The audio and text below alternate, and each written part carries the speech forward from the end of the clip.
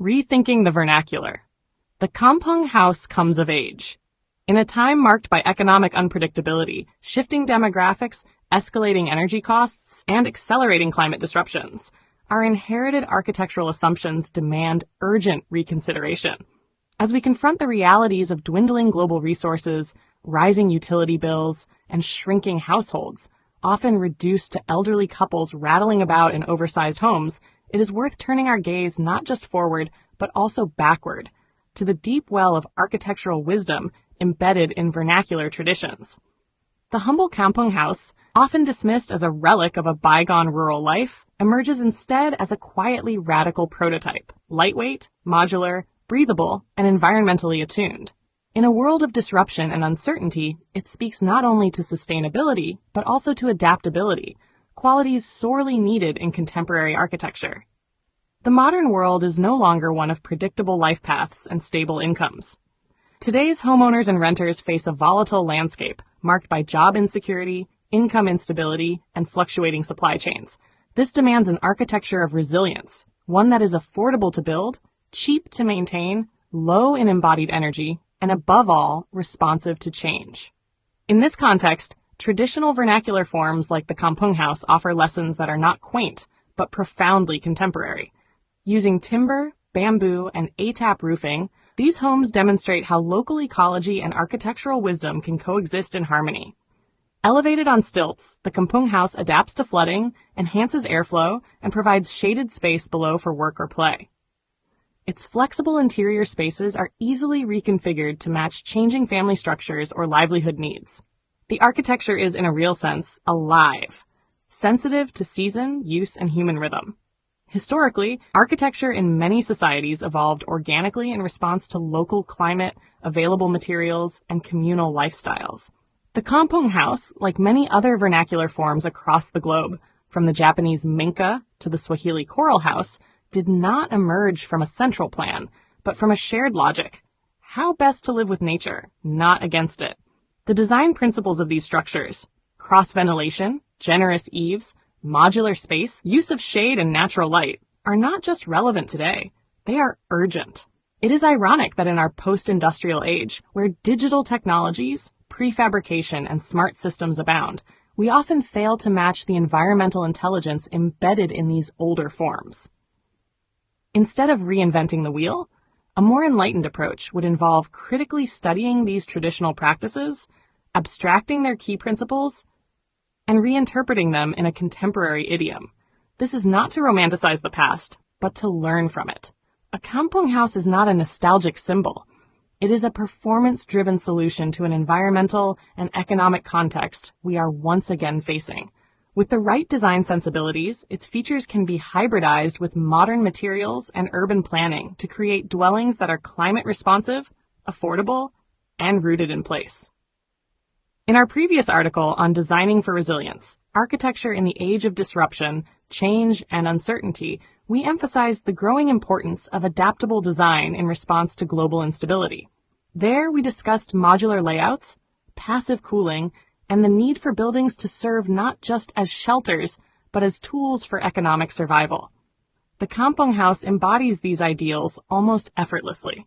Indeed, its modularity allows for organic expansion or contraction as household needs evolve. A room can be added, removed, repurposed, whether as an extra bedroom, a space to rent, or a micro-enterprise kitchen. This flexibility aligns with the realities of today's precarious economies, where occupants might need to reconfigure their homes in response to new income streams or caregiving responsibilities. Moreover, the Kampung house fosters a sense of community and place.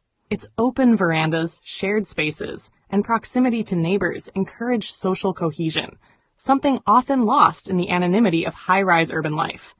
In an age where mental health, isolation, and loneliness are rising concerns, these spatial qualities carry psychosocial value that contemporary architects are beginning to reappreciate. We are not suggesting a literal return to the Kampung, but a conceptual return to its logic. Climate-responsive design, local sourcing of materials, adaptability, and social inclusivity must be at the core of a new architectural ethic. From Chilean architect Alejandro Aravena's participatory housing to Diabedo Francis Care's community-built structures in Burkina Faso, a growing global movement is drawing inspiration from vernacular ingenuity, proving that tradition and innovation need not be opposing forces. In Malaysia, architects like Jimmy C.S. Lim have long championed the value of vernacular wisdom. His work shows that the Kampung house need not remain static, but can evolve and express itself through a contemporary vocabulary, respectful of both sight and spirit. To ignore such precedent is to squander a rich legacy of sustainable design. As we build for an uncertain future, the past may be our most reliable guide. The Kampung house, far from obsolete, may just be the prototype we need. Rethinking the vernacular. The Kampung house comes of age. These sources reflect both direct inspirations and theoretical foundations for the ideas explored in the article. References. 1. Lim, Jimmy C.S. Towards a Malaysian Architecture. Pedaling Jaya, Penerbit UTM Press, 1998. 2. Oliver Paul ed. Encyclopedia of Vernacular Architecture of the World. Cambridge, Cambridge University Press, 1997. 3. Rudofsky, Bernard. Architecture Without Architects, A Short Introduction to Non-Pedigreed Architecture. New York, Museum of Modern Art, 1964. 4. Care, Diabedo Francis, Designing for Community, TED Global 2013, TED Talks, h/w.ted.com/talks, Francis Care, How to Build with Clay and Community.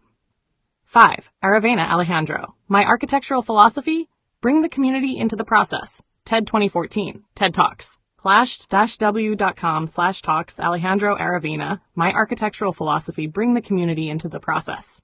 6. Salama Ashraf M. Vernacular Architecture and the Search for Sustainable Solutions in Developing Countries. In Sustainable Development and Planning SIS Vol. 2, eds. C.A. Brebbia and Iberiatos, White Press, 2013. 7. Yang Ken. Eco-Design, A Manual for Ecological Design. London, Wiley Academy, 2006.